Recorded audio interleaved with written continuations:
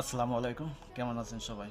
আমার একটা প্রশ্ন জাগে, সেটা হলো যে বাংলাদেশের প্রতিটা ঘর থেকে ছেলে মেয়ে যদি খেলায় চ্যাম্পিয়ন হয় এবং তারা যদি ভালো খেলোয়াড় হয়, তাতে বাংলাদেশের জন্য কী লাভ, কী ফায়দা বয়ে আনতে পারে? আমি মনে করি কোনো ফায়দা নাই। বিশেষ করে বাংলাদেশের জন্য কোনো ফায়দা নাই।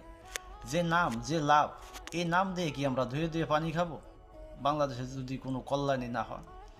এবং বাংলাদেশের প্রতিটা অলিতে গলিতে যদি গার্মেন্টস বা ফ্যাক্টরি তৈরি হয়, তাতেই বা বাংলাদেশের কী লাভ? চিন্তা করেন। অনেকে হয়তো বলবে যে বাংলাদেশে অর্থনৈতিক দিক দিয়ে দারুণ একটা কল্যাণ বয়ে আনবে। আমি মনে করি না। তার কারণটা হলো, এক তো তারা বাংলাদেশে গার্মেন্টস ফ্যাক্টরি তৈরি করে কী করছে, মহিলাদের ঘর থেকে বের করে নিয়ে আসছে, তাদের বেপরদা করে ছাড়ছে। বিষয় হলো যে একটা পুরুষের বেতন দিয়ে দুইটা মহিলা শ্রমিক কিনতে পাওয়া যায়। তো সেক্ষেত্রে কি হচ্ছে যে পুরুষদের বেকারত্বের সংখ্যা বাড়ছে, মানে পুরুষদের কোনো চাকরি বাকরি নাই।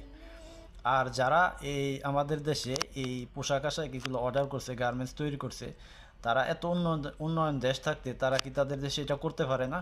অবশ্যই করতে পারে। আর মহিলাদের যে টাকা, তাদের টাকা কি সংসারে কাজে লাগে? তাদের টাকা পয়সা ওই আলতাসনু কিনতে, ওখান দিয়ে কাপড় চোপড় বানাইতে তাদের ওখান দিয়ে চলে যায়। তো এগুলো আসলে চিন্তার বিষয়, ভাববার বিষয়।